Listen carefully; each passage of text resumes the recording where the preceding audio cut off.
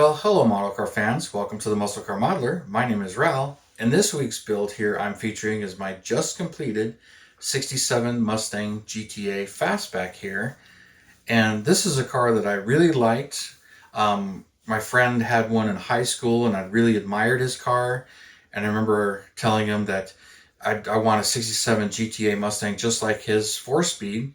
But that was when I didn't realize that the A meant automatic. That's what that signified. And it was the only year that Ford did that, 67 on the Mustang. But when it comes down to it, that's what I didn't know much about the Mustangs at the time.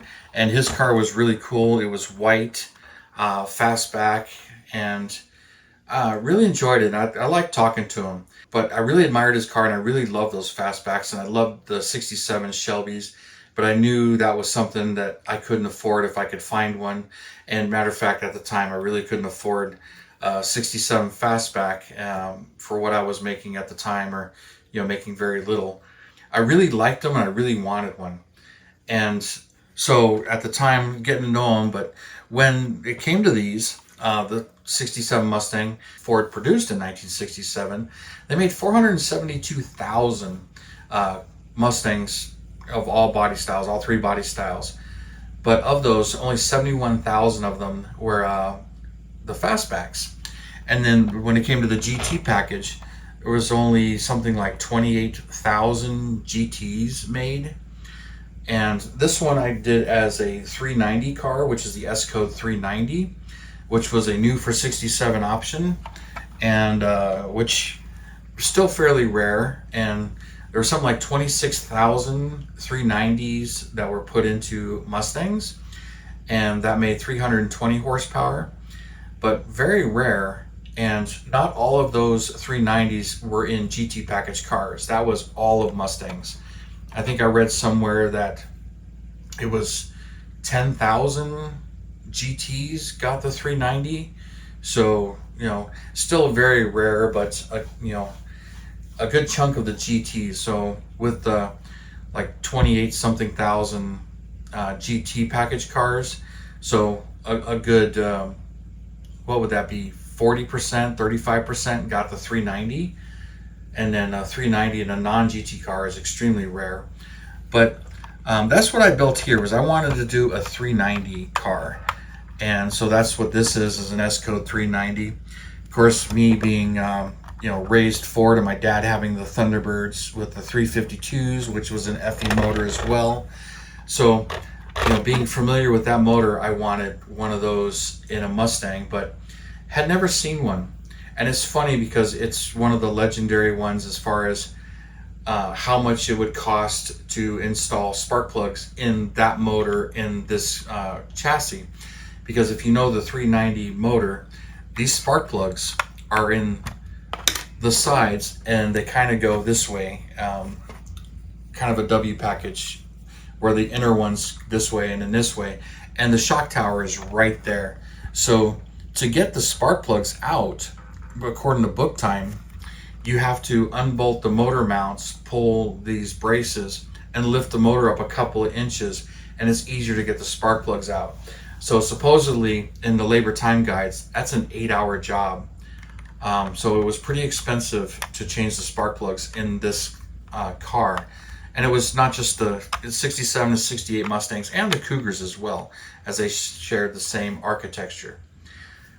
But the car itself, I just love it. The GT package comes with the hood with the turn signals in it, the fog light grille bar there, and a few other things. This one I put the ribbed tail panel on, which that's very rare, but it's cast aluminum panels that bolt over the sheet metal panel. Those are very rare, and a little confusion on exactly what color they should be. I understand they're cast aluminum, and that's pretty much how they were installed, as either as cast or some sort of argent color. Some were black, but whether or not they were custom painted that way, or maybe because of a certain color of the car, they were black. But I really wanted that tail panel after I've seen one at a car show on a coupe. I'm like, that's really cool, but pretty rare. Oh, and the GT package, most engines had the quad exhaust tips.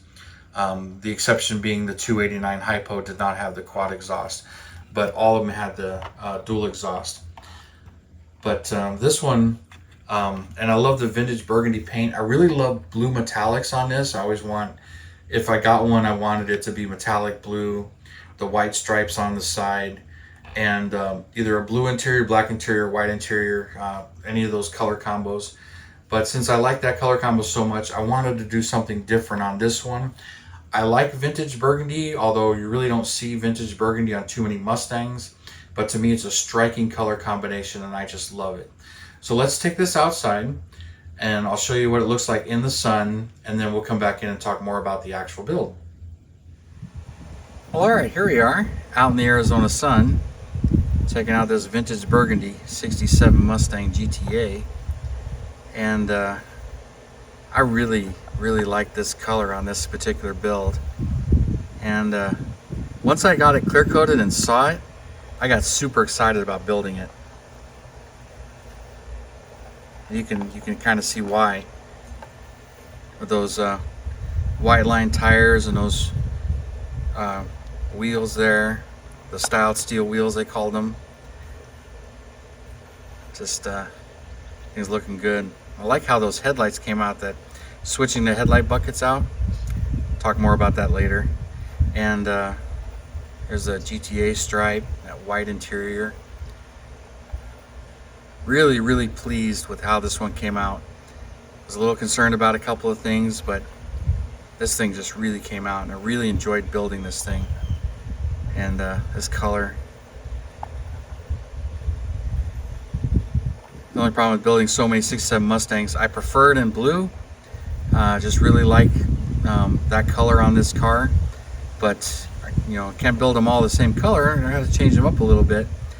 But I've seen a couple in this color, and I'm like, you know what? That's a striking color combo. I don't see too many of them like this. Don't think I've ever seen one in this color in person. But you know, seen some online. I'm like, God, I really like this. So. And once I did it and cleared it, I got like super excited about finishing this one up. So there she is, all finished up. So we'll head back inside and continue on. I'll tell you more about the build. All right, and now when it came to building this was a bit of a challenge, but not much. My main thing was I wanted the resin kit from Replicas and Miniatures of Maryland. Norm had made their resin kit, which this has a good chunk of that kit on there. The trunk lid's resin, this rear ribbed panel is resin, it has his resin hood, but that's pretty much it. As I was looking for that, he wasn't producing that kit. I was watching eBay, and I did eventually buy a resin kit, so I'll throw a picture of the kit and all of its contents. He had a couple of different versions of it, but I scored that after I scored this build. Now this, it's mostly new stuff, honestly, but when it came to that build, I'll throw some pictures up, so here, I'll let the pictures roll. I started with this. I found it on eBay, and I noticed the hood right away, and I'm like, hey, and I looked at the pictures closer, and build-ups usually don't sell for very much on eBay, unless they're vintage ones and they're very rare. But other than that, most of the modern ones, they don't sell for very much unless they're a stellar build. I saw this one and it was pretty nice, but it had the hood, and then looking at the other pictures, it had the tail panel, it had the trunk, and I noticed it had a FE shoved into it, but it had the oval air cleaner and whatnot. So I bid on it, I won, I got it home, and checked it out. Now that's what I built this from. I tore it apart to examine how it was built, and it's got this motor from pretty much the 66 Fairlane Revell kit, and dropped right in there. Automatic tranny, which that kit comes with both automatic or manual transmissions. And I saw, you know, how the motor was put in there and done, and also the center console. That builder, if you can see the shifter in there, converted it to an automatic. So really wasn't much done to it, but put the shifter in there. And I'm like, all right, this is really cool. So, you know, I took those parts and the parts I needed to do it. And I used them on this one. So it's just those parts, but I started with pretty much a whole fresh kit. Now when it came to these rockers, the resin kit comes with resin rockers, but that's just a sheet styrene, L-shaped sheet styrene. So I shaped it, glued it on, and made the rib the size I needed it to. And it came out awesome, actually better. And then the resin kit also comes with more of these scoops that fit better. But those are the plastic ones I made fit this body. But by the time I had scored that resin kit, I had already had this in primer and started. And it was going along. But I've had this for a while, and I kept looking at it, wanted to get started on it, work on it a little bit here and a little bit there, but I didn't know what color I wanted to go with. So that's when I finally decided, you know, looking at all these different cars, and vintage burgundy was just screaming at me. And it's like, you know what? I like that color on a Mustang, and they're kind of rare. And I decided that's the color I'm going to go with, vintage burgundy with the white or parchment interior. So that's how I built this one, and I love how it came out. This thing just shines and sparkles. Oh, and another little thing, there's some things I did tweak a little bit besides those mods and getting that motor in there. I did have to shorten the drive shaft a little bit, but I really didn't have to do anything to the rear suspension. The motor pretty much just dropped right in there. A little bit of the motor mounts you got to trim a little bit just to get them to clear that oil filter and glue it in place, but it pretty much drops in there. Had to turn that around, and it's a tight fit. The exhaust I really didn't have to modify too much, just bent this a little bit to meet up with the exhaust manifolds, but surprisingly a lot of that stuff lined up. Now for comparison, here's like my first build. I've shown you this before, and you can see how the tranny mount, let me put it the same direction, how the trans mount is just basically rotated 180, and how all of that drops in there, but everything else pretty much just drops right in there. And another thing I did do, the original headlights, they seem kind of small, but it's actually the same lens. It's just the actual chrome bezel on the Mustang.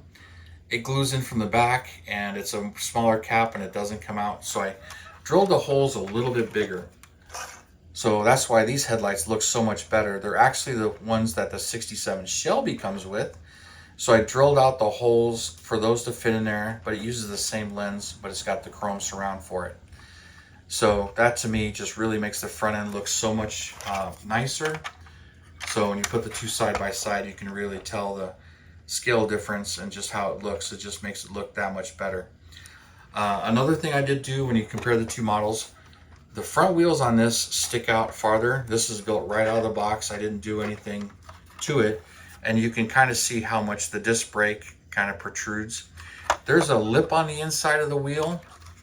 I basically sanded that smooth, got it narrowed down, and got the wheels to suck in a little bit better into the fender. And they fit. And I also switched to some tires from Model Haus. So I'll put that info in the video description below of exactly which tires I used. And I used the promo ones, which meant you had to cut out a portion of the tire instead of, they also offer the same tire with the molded open, more of a model kit tire than the promo style. But anyway, that's these ones. And then like I brought up my original build from way back in the day. So there's my old one from a long time ago. But this one's built right out of the box, 289. And then there's my finished build. Oh, and getting to my friend's Mustang, his, as I knew it, driving it around, it had a 289 in it, and automatic, but it was pretty cool, and it was fairly fast. I mean, V8 Mustang, we're talking, you know, early 90s, and it was cool. But I had found out his was a 390 car. It was an actual S code car, and he still had the 390 for it, but it needed to be rebuilt. And for some reason, and I've heard somewhere that Ford had double stacked some gaskets, head gaskets from the factory. I don't know how true that is, but he told me way back then, and I remember it, that he didn't know what was wrong with the motor. It had some issues. It blew a gasket, and when he pulled the heads off, it had two head gaskets on each side, and he didn't understand why somebody would do that. But he couldn't afford to rebuild that 390 motor. So him and his dad put a 289 in it that they found out of another car, and it wasn't a Hypo 289. It was probably a C289 or whatever it came out of. And they put the 4-barrel carb on it and a little bit of chrome on it. But it was a 289 car, and he didn't have the ribbed tail panel. But it was a white car, and I think the interior was red. But it was an original 390 S code. And I remember him telling me all of a sudden he stopped driving it. I'm like, what happened to the Mustang? What's going on? Did it break? He goes, no, I sold it. I'm like, you sold it? He goes, yeah. He goes, I had somebody come up to me and he offered him something like 24 grand for the car. And he was dumbfounded. And he goes, I can't believe that car's worth that much money. So we sold it. Him and his dad, they sold it. And so I never saw that car again. And I'm not even sure the dollar amount's right, but it was something like that. It was just an amazing amount of money where, what he sold it for, he could easily buy a new car. But I remember he saved a good chunk of it for college money, for tuition for at least 1 year. And he bought something else, but I don't remember what it was he bought. But anyway, you guys, thank you for tuning in, subscribing, and all your comments and everything. I really do appreciate it. And I hope you like this model as much as I do. It's one of my top builds that I just really liked and enjoyed building here. And I got another kit and I could probably do another one. But anyway, thanks for all your support and your comments and everything, your likes and shares. And you guys, you have a wonderful weekend, and I will see you next time.